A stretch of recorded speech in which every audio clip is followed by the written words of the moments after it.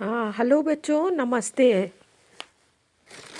अब जो हमने ये सहायक संधि जो प्रथा है उसके बारे में हम जो बता रहे थे आपको। अब जो है लॉर्ड वेलेस्ली के बाद जो सहायक संधि का दौर भारत में चला था, क्योंकि जो नए नए गवर्नर जनरल बाद में आते रहे और उन्होंने सहायक संधि को लागू किया था।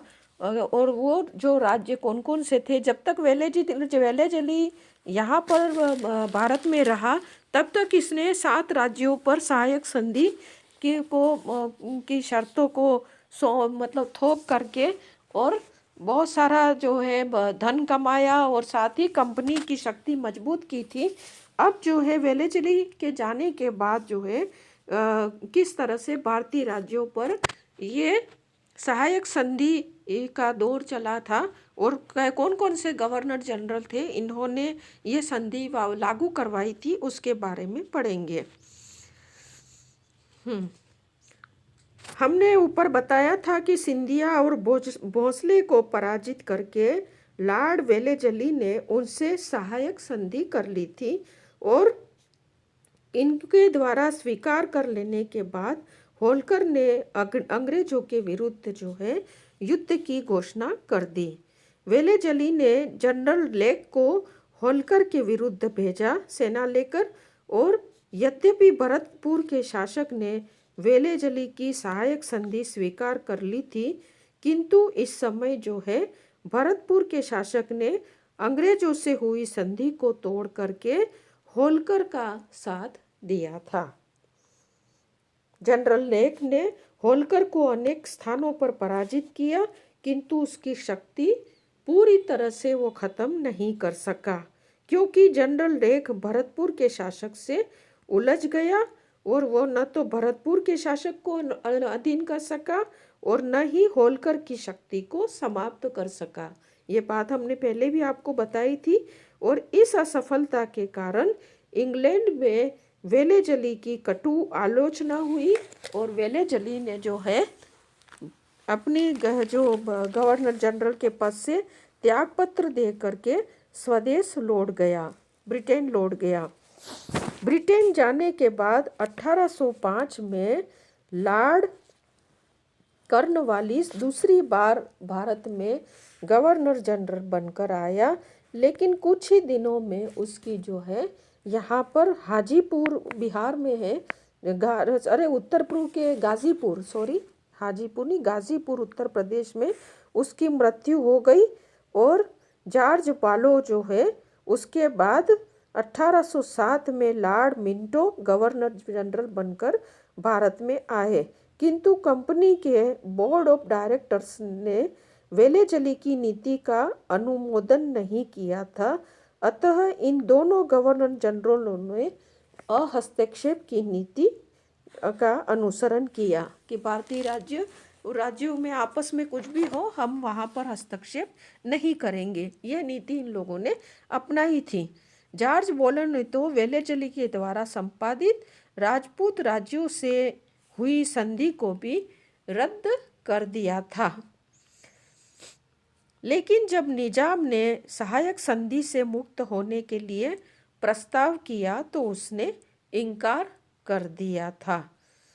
और यानी कि जो यद्यपि बोर्ड ऑफ डायरेक्टर्स ने बार बार उसे बसिंग की संधि निरस्त करने को कहा, लेकिन उसने साम्राज्य की सुरक्षा को ध्यान में रखते हुए ऐसा नहीं किया।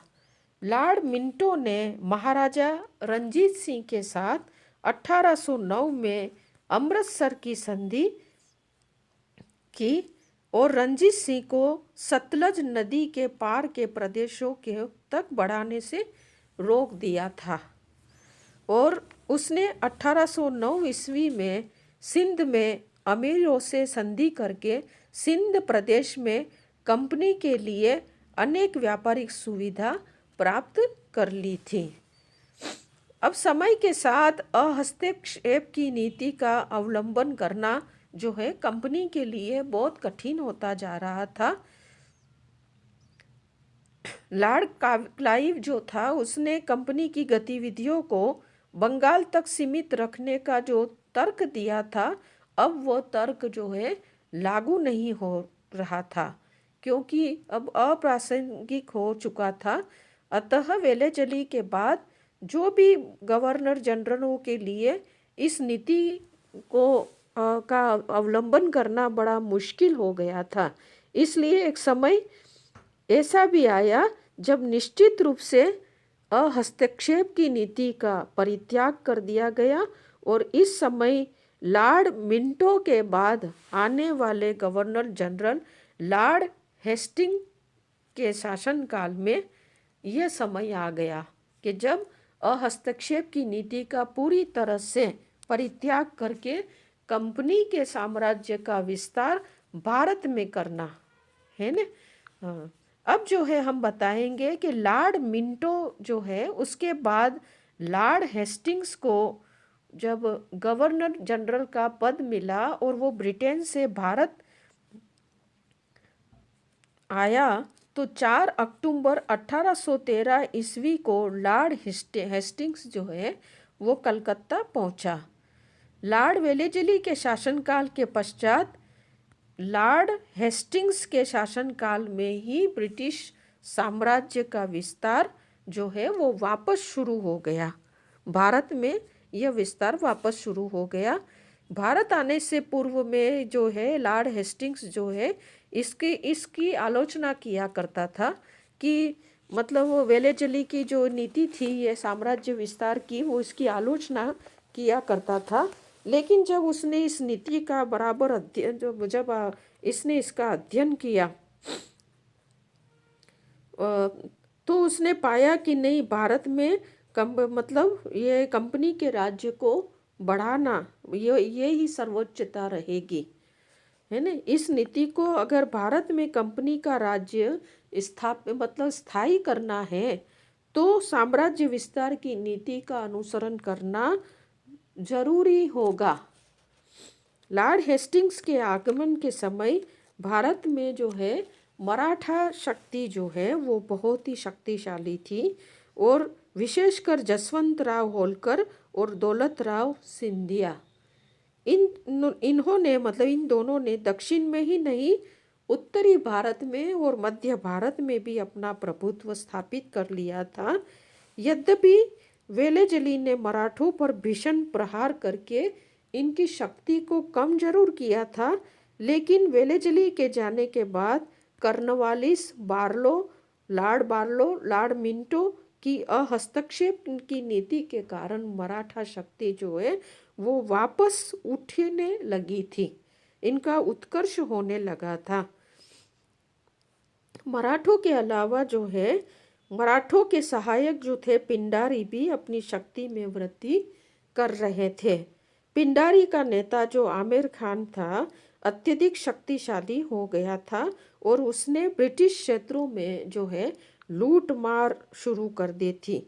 वेलेस्ली के समय में उसने कुछ राजपूत राज्यों को अपनी सहायक संधि के अंतर्गत ले लिया था, लेकिन वेलेस्ली के जाने के बाद जो भी गवर्नर जनरल आए वे राजपूत राज्यों से आए, तो उन्होंने जो है राजपूत राज्यों को सहायक संधि से मुक्त कर दिया था, और उन राजपूत राज्यों पर मराठों का जो प्रभुत्व है वो स्थापित हो गया था।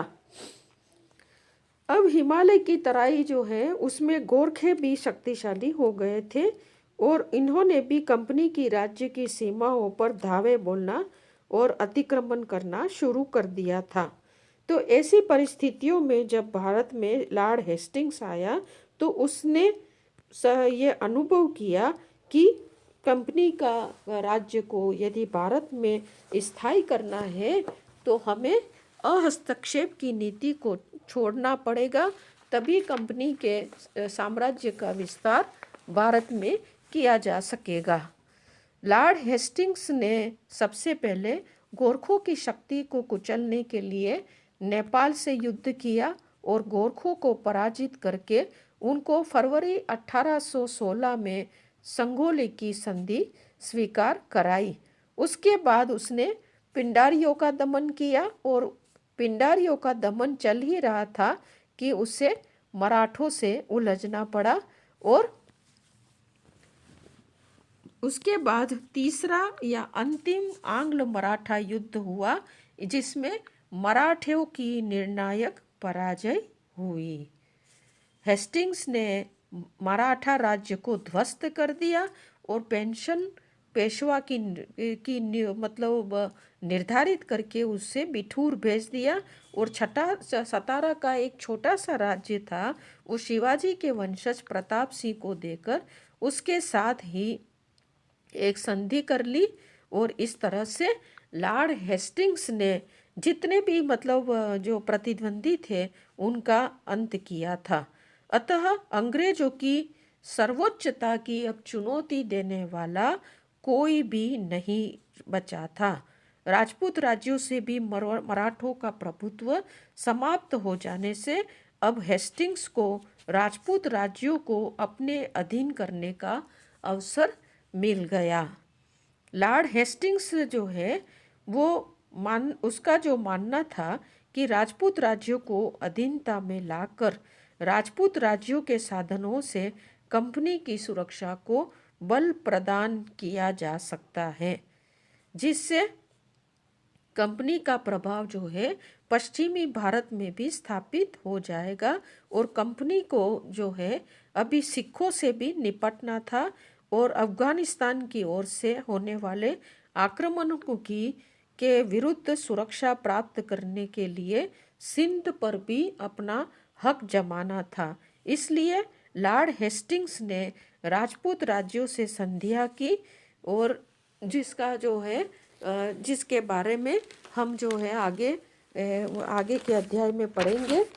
अब जो है लॉर्ड हेस्टिंग्स की हम नीति का मूल्यांकन करते हैं तो ये बताएंगे कि उसके समय में जो है पूरे भारत में कंपनी की सत्ता की सर्वोच्चता स्थापित हो गई और भारतीय राज्यों की प्रभुता उसी अनुपात में घटी जिस अनुपात में ब्रिटिश सत्ता की सर्वोच्चता का विकास हुआ था।